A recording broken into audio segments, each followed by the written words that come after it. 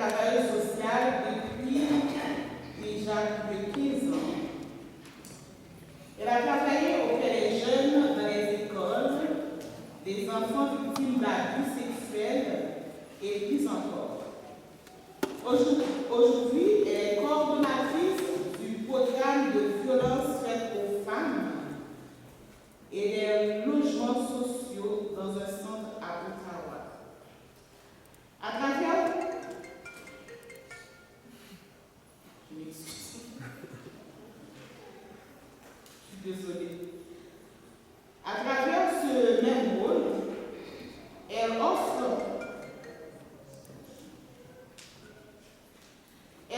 également du counseling de crise aux femmes vulnérables. Anciennement gestionnaire du ministère du procureur général et enseignante au département de travail social à la cité collégiale. Sa vraie passion est d'aider les personnes ayant besoin de soutien émotionnel et les guider vers la vraie paix intérieure.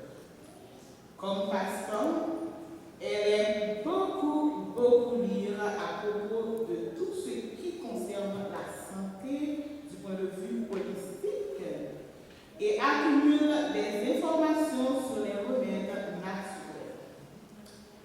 Elle s'informe sur les méthodes pouvant favoriser une nutrition optimale. Et UVDA, en tant que professionnel qui s'occupe de la santé émotionnelle, elle est convaincue qu'il y a une relation entre la nutrition, ce que nous mangeons et nos émotions. Elle est mariée à Widen's Discovery. Elle a deux filles, Terry et Kelly Anne. Au niveau de l'Église, elle est co-directrice avec son époux au ministère de la Famille. UVDA est notre intervenante en santé émotionnelle au niveau du groupe d'intervention du ministère de la Santé. Elle est aussi la représentante du ministère de la Santé au comité de gestion des risques. Donc, je vous souhaite d'écouter UVDA dans sa présentation. Bonne participation.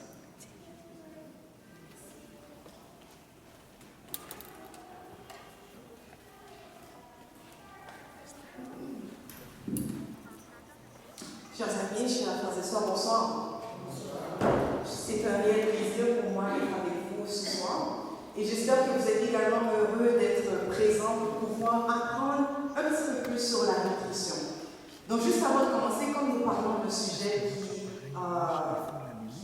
dans lequel nous devons exercer à tous les jours, j'aimerais voir la main de tous ceux et celles qui ont mangé un bon repas avant de venir ici ce soir. Super, excellent. Donc sur ce, je vais m'excuser auprès de ceux qui n'ont pas eu le temps de manger, car j'espère que je ne vais pas trop vous enlever l'appétit après ce que vous allez entendre ce soir. Et les diverses photos que vous allez également voir lors de ma présentation. Vous savez, le sujet de la nutrition est un sujet qui me passionne énormément, mais surtout la médecine holistique.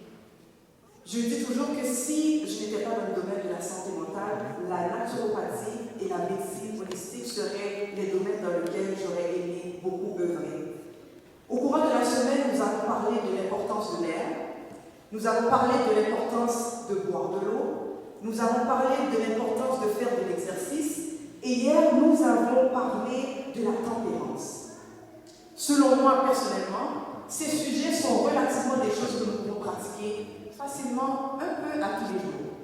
Par exemple, si la soif extrême vous arrive, votre cerveau vous dit que je dois aller prendre un verre d'eau et le boire.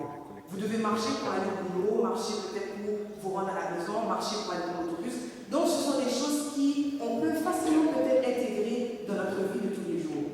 Cependant, en ce qui a trait à la nutrition, c'est plus difficile à faire. Et voilà deux raisons que je vous propose.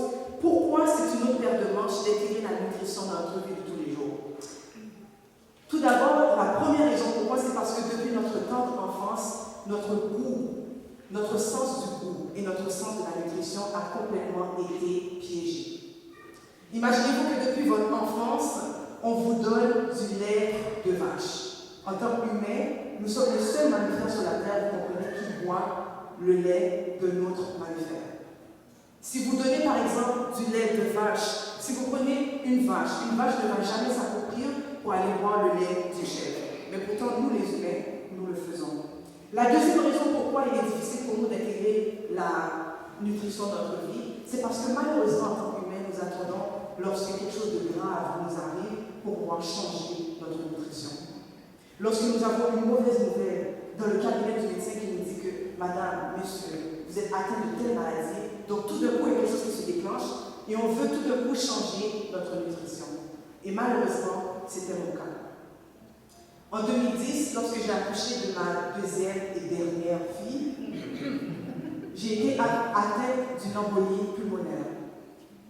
Et je dois vous dire que lorsque je suis arrivée à l'hôpital, le médecin m'a dit « Madame, si vous n'étiez pas arrivée au moment où vous êtes arrivée, vous serez morte. » Et lorsque ça m'est arrivé, je bénis l'Éternel parce que ma mère était là avec nous. Donc, imaginez-vous que c'est ma mère qui a pris soin de mon nouveau-né pendant 1 semaine et demie lorsque j'étais couchée sur un lit d'hôpital. Lorsque je suis rentrée à la maison, après avoir pleuré pendant des jours et m'apitoyer sur mon sort, j'arrêtais pas de demander à Dieu, mais pourquoi moi? Il y a quelque chose qui s'est déclenché dans mon cœur et dans mon esprit. Il est temps que je change et que je reformule ma question. Et j'ai demandé au Seigneur, puisque tu as permis que je sois en vie aujourd'hui, qu'est-ce que tu veux que je change dans ma vie? Et c'est à ce moment que j'ai fait des recherches sur savoir comment ne pas avoir un caillot qui va me permettre de perdre ma vie, et je suis tombée sur la nutrition holistique. Donc aujourd'hui, je propose de vous parler de la nutrition vivante. Nutrition vivante. Pourquoi vivante? Parce que malheureusement, chers frères et sœurs, la nutrition qu'on vous propose aujourd'hui, c'est une nutrition qui est morte. Elle est morte, et malheureusement, beaucoup d'entre nous,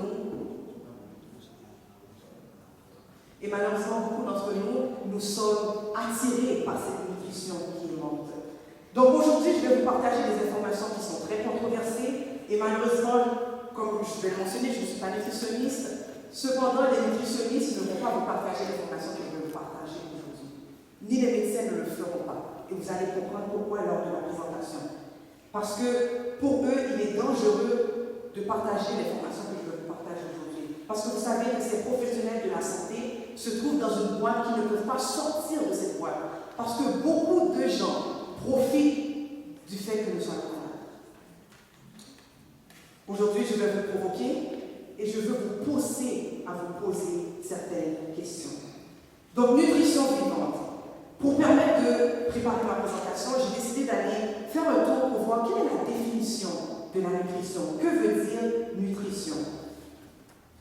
Donc, il y a plusieurs définitions au niveau de la nutrition et une définition simple était c'est un ensemble des actions et processus pour lesquels une cellule ou un organisme se nourrit, absorbe et utilise la nourriture et les éléments nutritifs. Donc, j'ai voulu un peu pousser et en savoir un petit peu plus sur cette définition. Je suis allée sur le site de la faculté de médecine de l'Université de Montréal et j'ai adoré la définition qu'ils nous ont donnée à propos de la nutrition. Écoutez bien ce que ça veut dire et ensuite je vais parler avec vous de les mots que j'ai mis en caractère grand. C'est une science au carrefour de plusieurs disciplines scientifiques, soit les sciences biologiques telles que la physiologie, la biochimie et la microbiologie, les sciences de l'éducation, de la communication et du comportement, de la psychologie et l'anthropologie, les sciences de la terre, notamment la technologie alimentaire et la composition des aliments, ainsi que la rhéologie, les sciences sociales et administratives, économie, sociologie et gestion. Ce qui distingue la nutrition des disciplines connexes, c'est qu'elle porte sur la relation de l'être humain avec les aliments, quels que soient les aspects étudiés. Ce que j'ai aimé dans cette définition, c'est que, oui, on mange à tous les jours, nous avons des plats préférés, il y a des choses que nous mangeons. Cependant, lorsque nous achetons nos aliments au supermarché, il y a tout un système derrière qui gère Par exemple, j'ai mis le mot physiologie. Vous savez, Dieu est grand. Notre corps a une manière de fonctionner. Chaque organe a sa fonction dans notre corps. La microbiologie, par exemple, vous devez être au courant que certains aliments que vous achetez vont favoriser certaines bactéries dans votre estomac. Bactéries qui sont très bonnes pour vous et bactéries qui sont mauvaises aussi pour votre santé. Lorsqu'on parle aussi de comportement, les effets que les aliments ont sur notre comportement sont extrêmement graves. Par exemple, vous prenez un enfant qui est atteint du TDAH. Les recherches ont démontré de plus en plus que si vous arrêtez tout simplement le sucre et les produits laitiers chez un enfant qui a le TDAH, en l'espace de 2 semaines, son comportement change. Mais est-ce que les médecins vous diront cela? Au contraire, vous arrivez avec un enfant comme ça au cabinet et on vous prescrit quoi? Le Ritalin.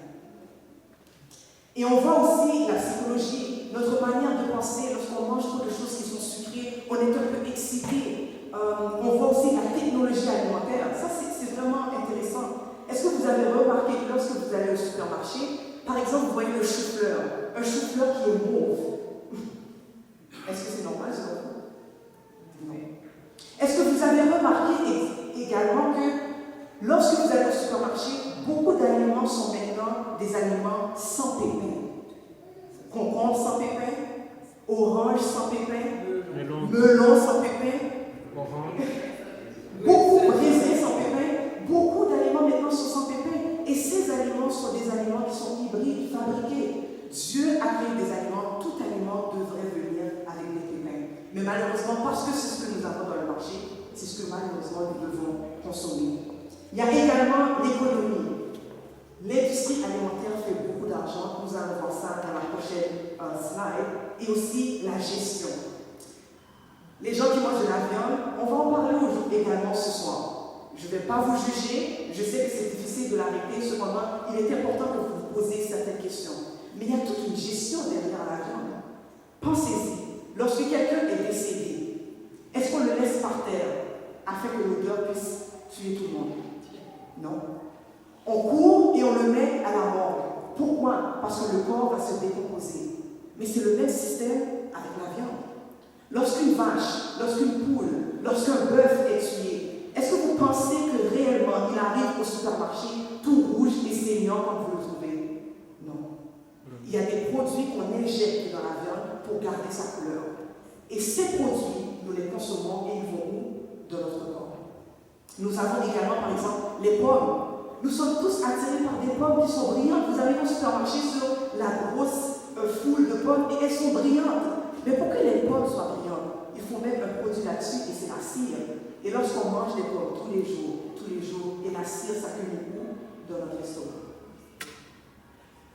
Toute société qui veut garder un contrôle sur sa population le fait à travers divers canaux. Par exemple, la nourriture, comme j'ai présenté tout à l'heure. Lorsque nous consommons toute nourriture que nous consommons, le gouvernement obtient un contrôle aussi sur nous par rapport à ce qu'ils mettent dans cette nourriture. La communication, ils ont un contrôle sur nous par rapport à ce qu'on dit à la radio, ce qu'on dit à la télévision, ce qu'on dit dans les journaux. Également dans nos écoles, l'information qui est divulguée dans nos écoles, c'est un moyen de contrôler notre manière de réfléchir et notre manière de faire les choses. Et juste en parenthèse, chers frères et sœurs, chers amis, les informations qui vont être bientôt divulguées dans nos écoles, c'est à faire tressaillir le poil sur les bras. Je ferme la parenthèse. La santé également, c'est une manière de contrôler ce qui se passe dans la population. Toutes les diverses maladies que vous entendez de nos jours, c'est une manière de contrôler ce qui se passe. L'industrie pharmaceutique, les vaccins. Est-ce que vous avez pris le temps d'aller sur Internet et de lire les ingrédients qui se trouvent dans les vaccins qu'on nous conseille de prendre? Des métaux lourds. J'ai même vu la liste et imaginez-vous qu'il y a du pipi de cheval dans certains vaccins. Qu'est-ce que le pipi de cheval va faire pour moi? Je ferme la parenthèse. Également, il y a un contrôle aussi dans les prédictions par rapport à certains cancers que nous allons avoir. Comment peut-on prédire qu'un certain nombre de personnes vont avoir le cancer dans les années à venir? Il faut apprendre à se poser certaines questions. Et bien sûr, pour les gens qui sont au niveau, au top, ce qui compte pour eux, c'est l'argent. Tout est l'argent. Par exemple, prenez pour l'industrie agroalimentaire, en 2016, milliards de dollars. Ça, c'est que les profits. On parle également de l'industrie pharmaceutique. On prévoit qu'en 2019, l'industrie pharmaceutique va faire des profits de 22,5 milliards de dollars. Et ça, c'est certaines compagnies seulement mises ensemble. Les compagnies qui font vos Tylenol, les compagnies qui font vos médicaments pour le cholestérol, que les médecins vous prédisent. Ils vont faire ce montant d'argent. C'est un contrôle et c'est un bénéfice pour eux. Donc, laissez-moi vous poser cette question. Est-ce que c'est à leur avantage que vous soyez en santé? Non. Que vous soyez en santé. Que vous soyez en santé. Ce n'est pas à leur avantage que vous soyez en santé. Voilà. Lorsqu'on parle de contrôle, bien sûr, il y a un mode d'emploi.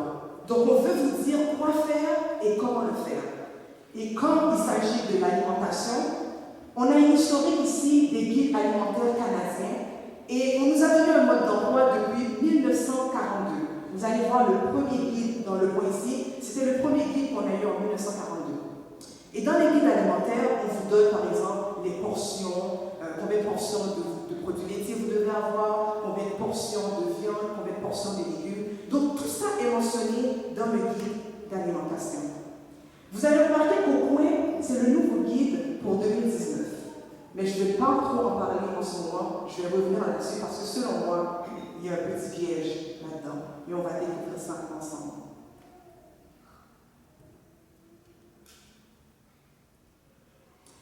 En ce qui a trait à la nutrition, vous savez, ce que l'on mange contient des nutriments et des composants nutritionnels.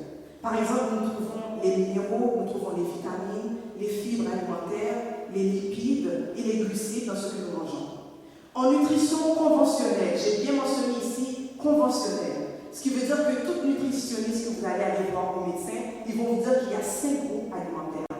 Cependant, dans la médecine holistique, c'est très différent. Dans la nutrition conventionnelle, on vous dit qu'il y a les produits laitiers qui détiennent le calcium et les protéines, les viandes comme le poisson et les œufs qui détiennent les protéines et le fer, les matières grasses qui détiennent les acides gras et les vitamines liposolubles, les céréales, féculents, légumes secs qui détiennent les glucides et les fibres, les fruits et les légumes qui détiennent les vitamines et les fibres. Mais lorsque on nous donne un guide et un mode d'emploi, on vous dit combien de portions, comme j'ai mentionné tout à l'heure, combien de portions que vous devez manger à tous les jours lorsque vous consommez ces aliments. Et jusqu'à présent, jusqu'à récemment, le guide alimentaire canadien recommandait aux Canadiens de consommer chaque jour 7 à 10 portions de légumes et de fruits, 6 à 8 portions de produits céréaliers, 2 à 3 portions de lait et de substituts, 2 à 3 portions de viande et de substituts. Et sur la photo, vous allez voir qu'on vous démontre les portions. Vous avez la paume de la main, vous avez le poing, lorsque vous ouvrez la paume de la main, la grandeur d'une viande. Tout ça, c'était écrit dans le guide. Et c'est super, on nous a donné un mode d'emploi. Et les gens ont suivi ce mode d'emploi. Cependant, qu'est-ce qui est arrivé? Malgré le mode d'emploi qu'on nous a donné, les maladies sont toujours à la hausse. On remarque que le cancer du côlon, le cancer de l'estomac, le cancer du sein et le cancer du pancréas sont à la hausse. On remarque également que les maladies cardiovasculaires sont à la hausse. On vous a donné des portions de gras à utiliser, mais malgré ça, les gens font toujours des crises cardiaques. À cause de quoi? Le mauvais gras que nous consommons. L'obésité également est à la hausse. Pourquoi? Parce que notre goût, notre sens du goût a été si maltraité que les gens sont plutôt attirés aux mauvais féculents et au sucre. Le diabète également est à la hausse. Et hier, je pense que Olivier l'avait mentionné lors de sa présentation, le diabète du type 2, franchement, comme il a dit, beaucoup d'entre nous, on se le magasine. Parce que le diabète de type 2 peut facilement être réversé lorsque vous changez votre nutrition. Cependant, est-ce que les médecins vont vous dire ça? Non. Parce que lorsqu'on parle d'insuline, on fait beaucoup d'argent en prescrivant ce petit flacon de liquide qu'on trouve à l'intérieur pour que les gens puissent se piquer à tous les jours. On parle également de maladies auto-immunes où le corps lui-même s'attaque. Donc, le corps qui pense qu'il y a quelque chose d'étranger à l'intérieur, donc il s'attaque lui-même. Et vous remarquez également que les pays qui consomment le plus de lait, je trouve ça extrêmement drôle. Parce que dans le guide alimentaire, on vous a dit de consommer un nombre de lait. Vous vous rappelez les publicités qu'il y avait auparavant, on nous disait de boire un verre de lait à tous les jours. Ah, c'est bon pour la santé, c'est bon pour les os. On voyait même la moustache du lait qui restait sur les lèvres. Mais malheureusement, ce qu'on n'a pas dit et ce qu'on nous a caché, c'est que dans les pays qui ne consomment pas les produits laitiers, l'arthrite et l'ostéoporose sont moindres qu'on n'a rien dit non. Comment ça? Et pourtant, on nous a dit de boire du lait tous les jours pour protéger et avoir des os forts.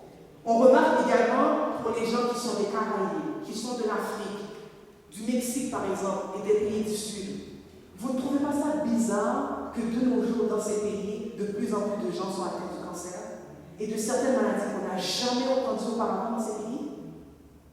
Pourquoi? Parce que l'Occident nous a vendu que l'aliment qu'on mange ici, ça nous donne un statut. C'est mieux de manger ces choses. Et les pauvres petits fermiers dans nos pays, les gens qui cultivaient la terre, qui mangeaient la manioc, les bananes, les bonnes légumes qui étaient plantés dans les jardins, ont mis tout ça de côté et le matin on mange quoi? Des céréales, du pain, du lait. Et on pense qu'on est riche en mangeant ça. Et on devient malade et on est atteint du cancer. Vous savez, j'ai écouté un reportage qui était vraiment bien. Et dans ce reportage, on a montré les peuples de Première Nation en Australie.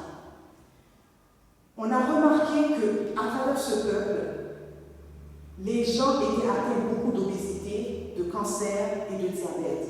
Et un journaliste a décidé d'aller là-bas et de leur poser la question, mais je ne comprends pas, avez-vous mis de côté toutes vos coutumes et tout ce que vous pratiquiez auparavant? Et les gens commençaient à se gratter la tête et autour de du feu et de leur but, ils se sont posé la question, mais vraiment, qu'est-ce qui nous est arrivé? Essayons de faire une expérience de retourner à nos coutumes et à nos pratiques. Ils ont mis de côté toutes les céréales, les crêpes qu'on faisait le matin, le bacon, les pommes de terre frites et tout qu'on faisait pour déjeuner. Ils ont mis tout ça de côté et ils sont retournés à la culture de la terre. En l'espace de 2 mois, les gens qui avaient le diabète s'étaient diminués, les gens qui étaient obèses avaient perdu du poids et l'espérance de maladie avait complètement descendu dans le village. Donc, malgré le mode d'emploi, on voit exactement ce que j'ai pris en gros faire. On nous a malheureusement menti pendant tout ce temps et on a échoué à ce qu'il voulait faire. Et ce qu'on ne vous a pas dit, c'est qu'en consommant tous les aliments que nous allons manger aujourd'hui, on les voit tous, les frites, la viande, le pain, les féculents, les mauvais féculents, c'est que ces aliments causent de l'inflammation dans le corps. Et c'est ça le problème. L'inflammation, vous savez, lorsqu'on a l'inflammation dans le corps, c'est comme un feu dévorant qui est prêt à vraiment nous attaquer et à nous tuer. Et malheureusement, tout ça, ça a été causé par notre diète. Et l'inflammation peut se retrouver dans la tête, dans le dos, dans le genou, dans le coude, dans le ventre. Et c'est là la source de toute maladie. Cependant, beaucoup de médecins ne vont pas le dire. Seulement les médecins qui commencent un peu à se diriger vers le niveau de la nutrition et de la médecine holistique vont vous en parler au sujet de ce que l'inflammation fait et de la maladie. Dans Conseil sur la nutrition et sur les aliments, la sœur White a dit quelque chose qui est extrêmement intéressant. La maladie est causée par la transgression des lois de la santé qui se confondent avec la loi naturelle. Donc les guides alimentaires nous ont donné des lois de la santé, mais malheureusement la loi naturelle que Dieu avait mise n'a rien à voir avec ces lois de la santé. Donc vous voyez pourquoi et comment nous avons attiré certaines maladies malheureusement dans notre corps et les ravages que ces maladies font aujourd'hui. Qu'est-ce qui crée l'inflammation dans mon corps? Vous voyez cette petite image qui parle de l'acide et de l'alcaline. Lorsqu'on parle du pH, que nous allons voir dans la prochaine slide, les aliments que nous mangeons et que nous mettons dans notre corps, certains aliments ont un pH soit acide ou alcalin. Et ce qu'on ne vous a pas dit, c'est qu'un pH qui est trop acide et acidifié, c'est ce qui cause l'inflammation dans le corps et c'est ce qui crée un terrain propice à la maladie. Le pH optimal du corps humain voici ce que la science nous dit.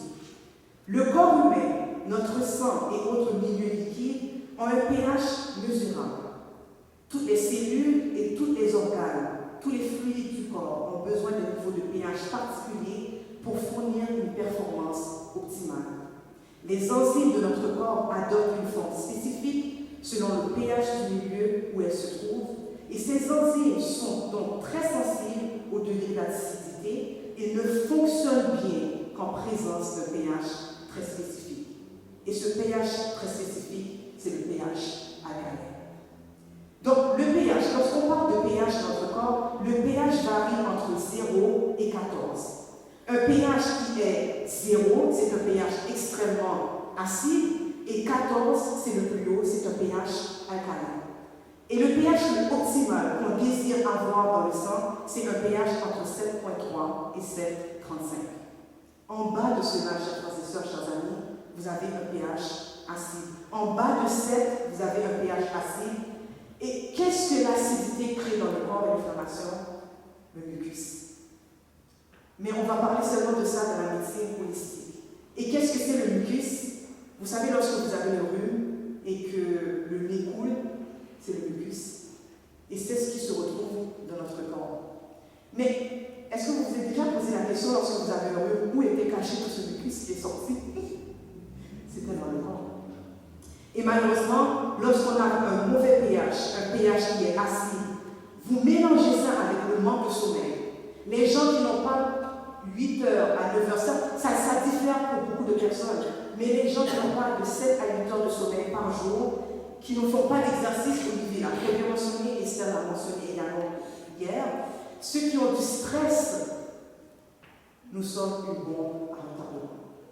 Mélangé avec un acide, un pH qui est acide, le manque de sommeil, manque d'exercice et de stress, c'est une bombe à retardement. Et même si, par exemple, vous faites de l'exercice et que vous avez le sommeil, le stress, chaque fois aussi, est un tueur silencieux. Le stress peut facilement changer votre pH qui était alcalin et à le mettre à un pH acide. Donc, quel est mon carburant? Qu'est-ce que vous mettez dans votre corps pour que vous puissiez avoir les bons nutriments et la bonne nourriture pour pouvoir bien survivre? Vous savez, il y a certaines voitures qui ne fonctionnent seulement qu'au diesel. Le jour que vous mettez du carburant ordinaire là-dedans, le moteur est bousillé. Et c'est un peu le même principe pour nous, les êtres humains. Donc, regardez sur ce que nous voyons ici, le pH de vos aliments. Est-ce que les aliments que vous consommez sont acides ou alcalins? Donc, nous avons vu que de 0 à 14, nous avons les différents acides, nous avons neutres, nous avons alcalins. Si vous remarquez bien dans la section acide, quel genre d'aliment se trouve là-dedans? Ce qui flatte le palais, le sucre. Est-ce qu'on retrouve les aliments qui étaient dans le guide alimentaire? Oui. On retrouve certains aliments qu'on vous a dit d'avoir 2 à 3 portions, par exemple les produits laitiers, les féculents, le pain, la viande. Mais pourtant, ces aliments, lorsque c'est consommé à l'intérieur et que ça rentre dans votre estomac, ça devient un pH qui est acide. Mais ce qui est merveilleux, c'est que lorsqu'on monte un peu plus haut et qu'on retrouve un pH qui est alcalin, qu'est-ce qu'on retrouve là-bas? Les fruits, les légumes, les herbes, certaines huiles qui sont très bonnes pour la santé. C'est ce qui nous donne un pH qui est alcalin. Donc c'est très important qu'on puisse faire la part des choses et voir quel aliment nous mettons dans notre estomac et dans notre corps et quel aliment ont la susceptibilité de nous rendre malades.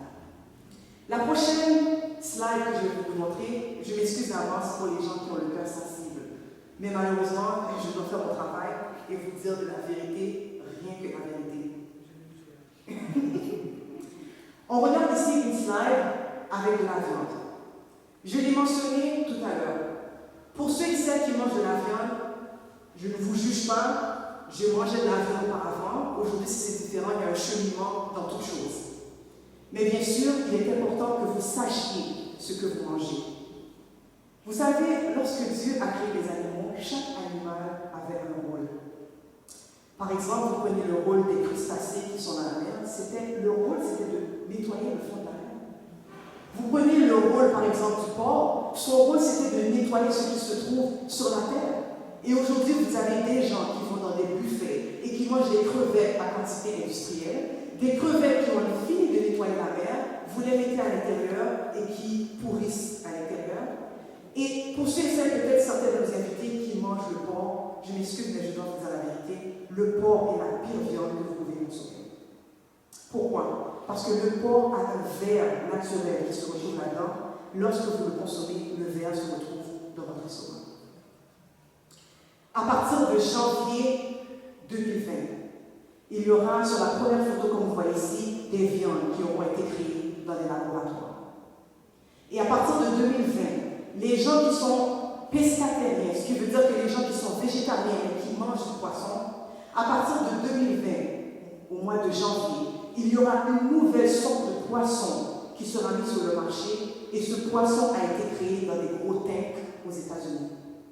Dans des gros tanks aux États-Unis on leur a envoyé des œufs du Canada, qu'on a transportés dans un camion, qu'on a mis dans ces tanks, dans un endroit qui est hautement classifié et privé où personne ne peut rentrer là-bas.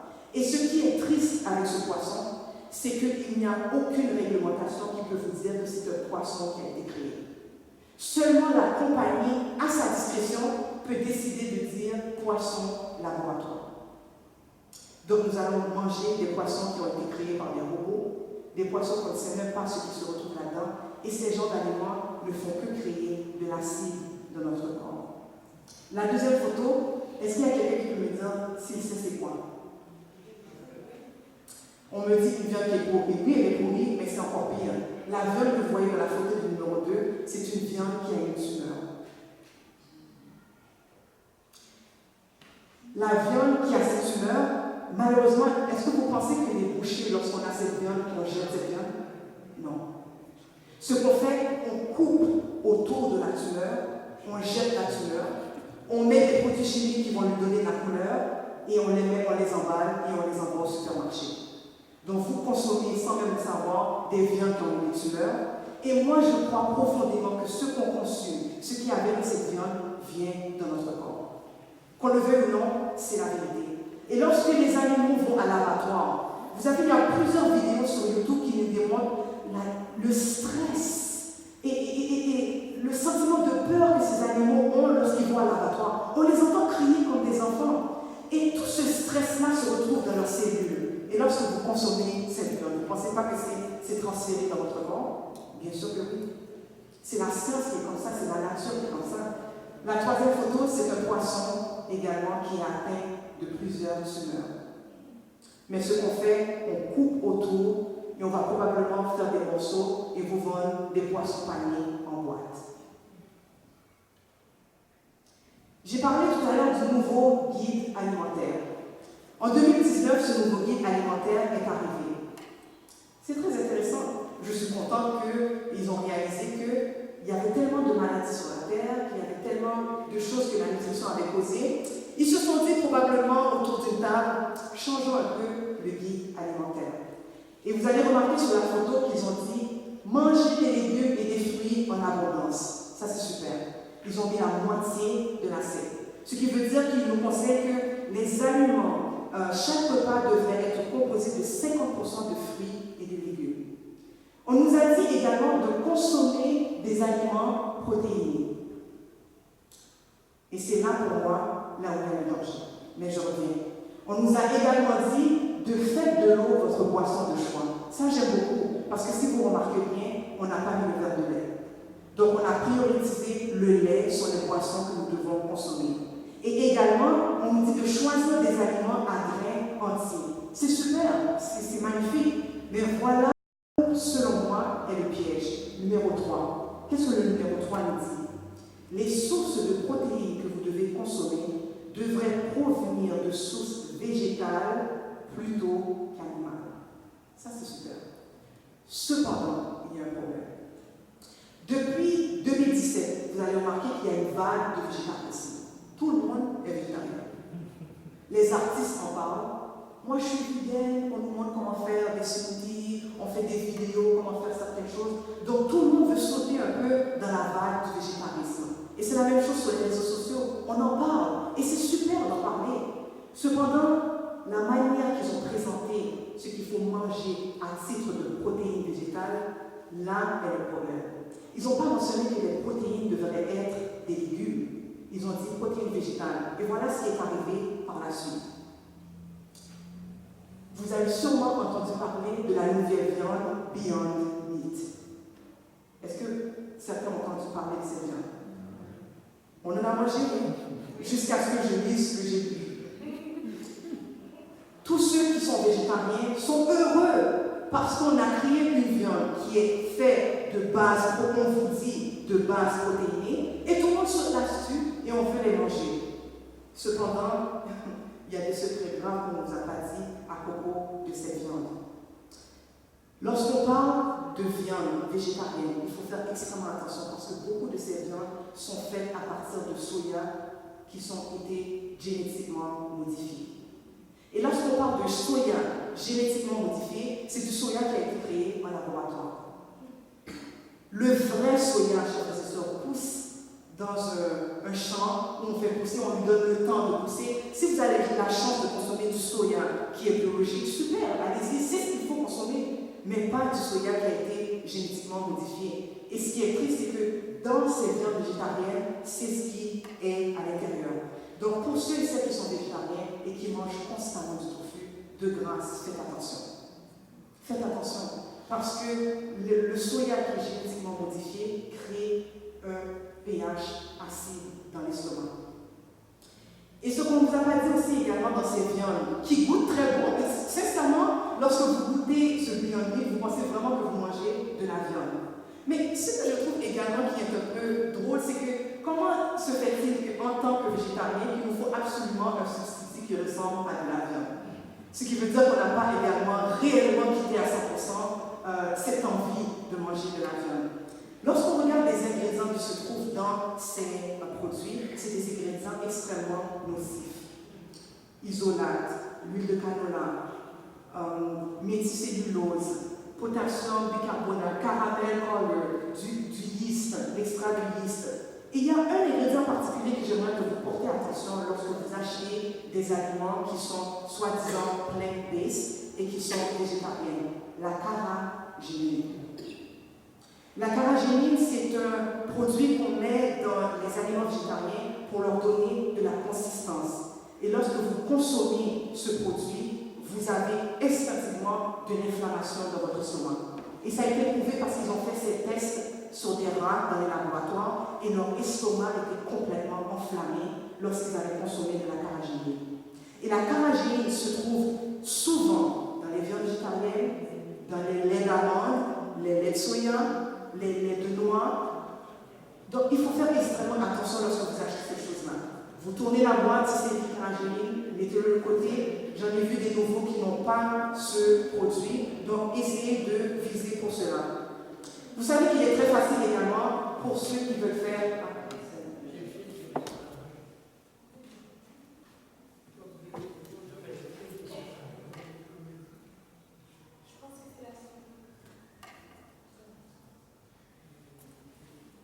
Tu regardes, c'est bien.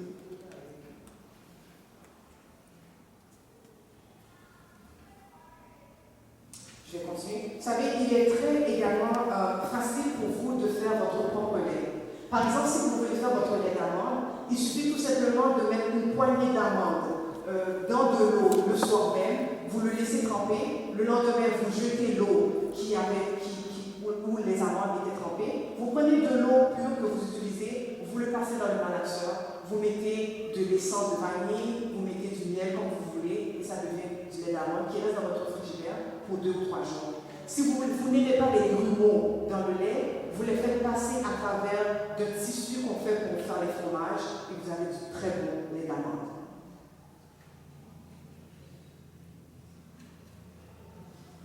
Vous avez du très bon lait d'amande. Lorsqu'on vous a dit qu'il faut utiliser des protéines qui sont faites de plant-based, là où je vous ai dit pour moi, là où était le piège, aux États-Unis également, c'est incroyable. Au même moment, partout sur la planète, cette viande est sortie en même temps. Beyond Meat, ça fait le ravage ici au Canada, et aux États-Unis, c'est le burger impossible. Quel beau titre qu'ils ont donné à un burger qui est réellement impossible. Et je vous vous dire pourquoi. Parce que dans le burger impossible, vous savez ce qu'ils ont fait? Il y a des gens qui ont voulu comprendre, mais qu'est-ce qu'il y a dans ce hamburger qui ont voulu tellement vendre? Et vous savez ce qu'ils ont trouvé dans le burger impossible? Les chercheurs ont trouvé des traces de viande humaine et de rare. Tout ce que je dis se trouve sur Internet, il faut tout simplement faire la recherche. Des traces de viande humaine et de rare. Maintenant, comment est-ce que je peux savoir que j'ai un taux d'acide trop élevé dans mon corps? Par exemple, ce qu'il faut faire, c'est que si vous avez trop de fatigue, le corps est trop acide. Si vous avez la mauvaise haleine, le corps est trop acide. Si vous avez une mauvaise digestion, ce qui veut dire lorsque vous avez terminé de manger, vous avez des ballonnements, la constipation, des flatulences et des selles, j'appelle nausées, ce qui veut dire nauséabonde. C'est pas normal. Vous savez que par exemple, lorsqu'on parle de sel, quelqu'un qui est très bien alimenté, qui est en bonne santé, qui a un côlon en très bonne santé, vous êtes supposé d'avoir de 2 à 3 sels par jour. Ce qui veut dire que ceux qui rentrent sortent automatiquement. Et lorsque vous êtes en très bonne santé, que vous consommez les aliments qui sont faits pour vous, vos sels et vos flatulences ne sont pas supposés de sentir comme ça sent pour beaucoup de personnes. Il y a certains produits, oui, qui peuvent causer certaines odeurs, mais normalement, si vous êtes vraiment alimenté de produits qui sont réels et nécessaires pour votre corps, l'odeur n'est pas supposée être là. Si vous avez une urine chargée et forte en odeur, si vous avez une urine qui est extrêmement jaune, c'est un signe que vous êtes acide. Il y a de l'acide dans votre corps et qu'il vous manque peut-être aussi de l'eau. Il faut boire plus d'eau. Si vous avez des douleurs musculaires, des douleurs articulaires, des problèmes de peau comme l'eczéma, c'est tout simplement le fait que l'acide veut sortir par quelque part et son moyen de sortir, c'est par la peau. C'est la même chose pour le psoriasis. Si vous avez des crampes, des mycoses, pour les femmes, si vous avez constamment des infections urinaires, c'est un signe que le corps est trop acide. Si vous avez des migraines, des sauts d'humeur, et si vous avez des rages de sucre, ça c'est un signe que le corps est trop acide. Si vous voulez constamment manger du pain, du spaghetti, du riz, le corps est trop acide. C'est un signe que le corps vous dit pour vous dire attention, il faut faire attention. Mais les hommes ont donné leur mode d'emploi, mais Dieu, au tout début de la création, avait également donné son mode d'emploi. Et qu'est-ce qu'il a dit dans Genèse 1, verset 29? Voici, je vous donne toute herbe portant de la semence et qui est à la surface de toute la terre. Et tout arbre ayant en lui du fruit, d'arbre et portant de la semence, ce sera votre nourriture. Malheureusement, on a mis ça de côté et on a choisi le spaghetti, on a choisi le pain et les autres choses. Maintenant, que faire? Quel aliment consommer pour rendre notre pH alcalin? Je vous les présente ici. Tous les fruits et légumes verts, les fruits et légumes qui ont des couleurs orange, rouge, ce sont tous les fruits et légumes que vous devez consommer pour avoir un pH alcalin. Bien sûr, on vous conseille de les consommer tous les jours. Donc, ce que moi je conseille, c'est de faire des smoothies. Si vous voulez faire des jus verts le matin, faites-en. Si vous trouvez que c'est trop fatigant pour vous de préparer ça le matin, coupez vos légumes le soir, mettez-les dans un sac Ziploc au réfrigérateur le matin, vous les passez au malaxeur et ça vous donne des très bons smoothies. Si vous voulez rajouter dans vos smoothies de la spiruline, de la chlorophylle, mettez-les parce que ce sont des poudres qu'on appelle super antioxydants. Ce qui veut dire que lorsque vous les consommez, le corps devient alcalin et c'est une substance qui se bat contre les radicaux libres qu'on retrouve dans l'environnement. Donc, une chose que je dois mentionner aussi, il faut faire attention. Si vous voulez faire des jus de fruits, faites des jus de fruits et des jus verts, faites des jus verts. Il y a beaucoup de gens dans la médecine holistique qui ne conseillent pas à mélanger les smoothies de fruits et de légumes. Donc, si vous voulez aller que les légumes, faites des jus de fruits qu'avec les légumes et des jus avec les fruits et des jus de légumes qu'avec les légumes. En ce qui a trait à les graines qui sont alcalins, tout ce qui est blanc est poison. Sucre blanc, riz blanc, le pain blanc, les pâtes blanches et les farines blanches, ça c'est du poison. Lorsque vous le mettez dans votre corps, c'est automatiquement acide et il se transforme automatiquement en sucre. Donc voici les graines que vous devez plutôt consommer. L'amarante, le fonio, le canuc, le quinoa, le seigle, l'épeautre, le teff et le riz sauvage. Ce sont des grains extrêmement alcalins. Lorsqu'on parle des noix alcalines, les noix de Brésil, la graine de chanvre, le noix de pain, le beurre d'amande cru et d'amande, graines de sésame cru, le beurre de sésame cru tahini, ce sont les noix que nous pouvons consommer et nous pouvons également faire du beurre avec. Vous allez noter qu'il n'y a pas de beurre d'arachide. Les arachides sont très acides lorsque nous les consommons. Les huiles qui sont alcalinées, qui sont nécessaires au corps, sont les huiles d'olive. Mais cependant, ne cuisinez jamais avec l'huile d'olive. Parce qu'au moment où vous cuisinez avec l'huile d'olive, c'est automatiquement ça devient un gras qui est saturé. Et ce que ça fait, c'est que ça peut bloquer vos artères. Et c'est comme si vous avez consommé une mauvaise huile. Consommez de l'huile de coco. Mais cependant, l'huile de coco commence à être très mitigée un peu dans les recherches. On ne nous conseille plus de cuisiner avec l'huile de coco. Il est préférable de cuisiner avec l'huile de pépins de raisin, l'huile de sésame, l'huile de chanvre et l'huile d'avocat. Les pires huiles que vous pouvez avoir à la maison, chers amis, c'est l'huile végétale, l'huile canola et l'huile de maïs. Si vous avez ces huiles de grâce, mettez-les au poubelle et allez vous acheter de bonne huile à consommer. Les sucres alcalins que nous pouvons consommer, c'est le sucre d'agave pur à 100%, le sucre qui est créé à partir de dattes. Donc vous mettez les dattes séchées, vous les coupez en morceaux et lorsqu'elles sont très secs, vous les passez au naturel, ça devient un sucre naturel. Vous avez le sirop d'érable pur également qui est recommandé de la grade B et le sirop d'érable extrait de sirop d'érable séché. Et vous savez, ce que les gens ne vous disent pas, c'est que de plus en plus de recherches ont démontré que les cellules cancéreuses adorent le sucre. Vous savez, beaucoup de gens ont déjà des cellules maladies dans le corps. Ils ne souffraient tout simplement que de manger la mauvaise chose à une rapidité constante. Constamment, on considère que la cellule se développe et vous entendez une maladie. Et lorsque vous mettez des aliments sucrés dans votre corps, les cellules qui étaient déjà là, qui étaient peut-être un petit peu cancéreuses, attrapent ce sucre et sont tellement heureux que vous leur donnez. Et c'est la même chose pour les mauvaises bactéries qui se trouvent dans vos estomacs.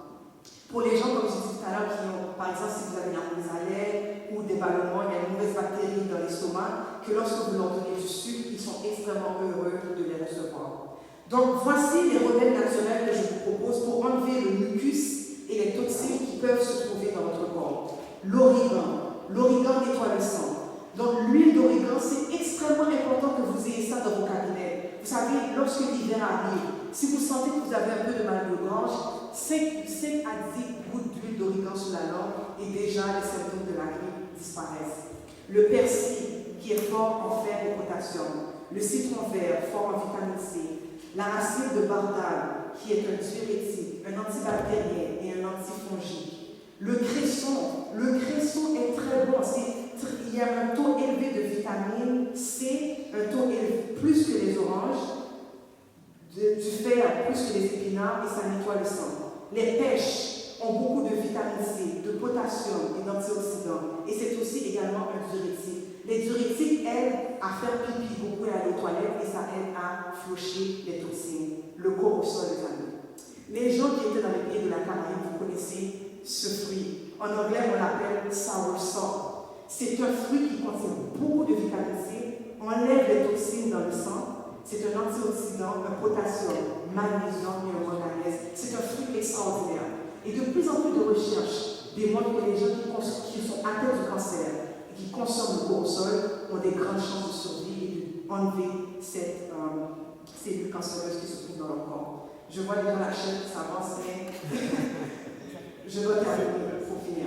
Donc, Hippocrate a dit, Hippocrate était un médecin et un philosophe grec du siècle de Périclès, considéré traditionnellement comme le père de la médecine, a dit que votre nourriture soit votre médicament et que votre médicament soit votre nourriture.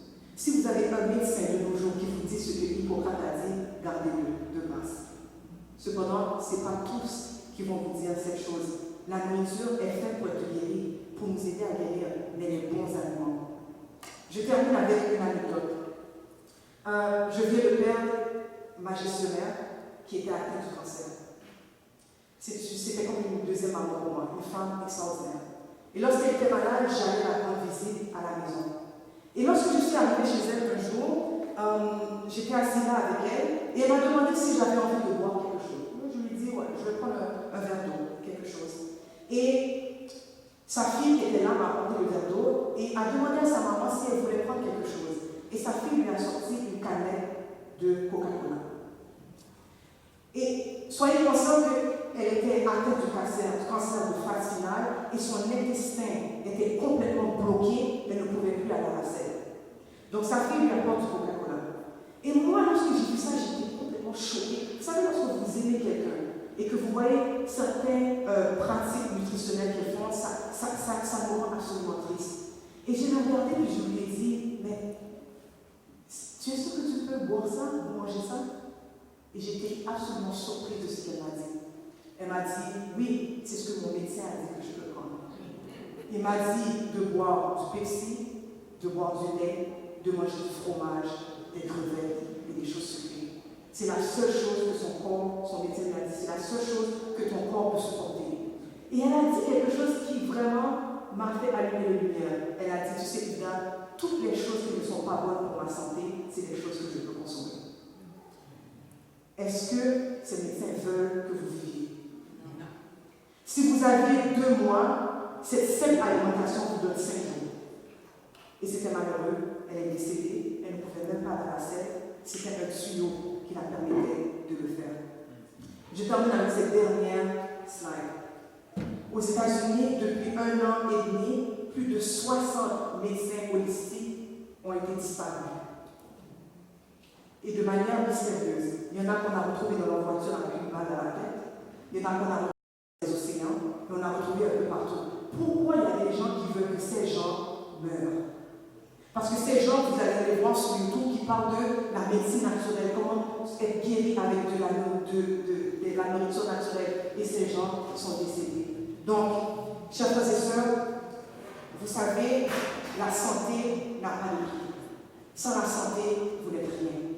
Et Dieu nous a donné le mode d'emploi, et c'est le mode d'emploi que nous devons suivre. Bien sûr, vous pouvez essayer, vous allez tomber. Je ne peux pas vous dire combien de fois, demander à peut-être que j'ai ouvert mon frigidaire, et j'ai dit, on commence. J'ai jeté des choses pour acheter des choses qui sont bonnes pour la santé. Vous savez, Dieu travaille avec les gens qui ont de la volonté de faire ce qu'ils veulent faire. Et il y a une promesse que Dieu nous dit, et je vais terminer avec ça, je puis tout par celui qui me fortifie. Que Dieu vous donne la force, frères et sœurs, à être en santé. Que Dieu vous bénisse. Amen.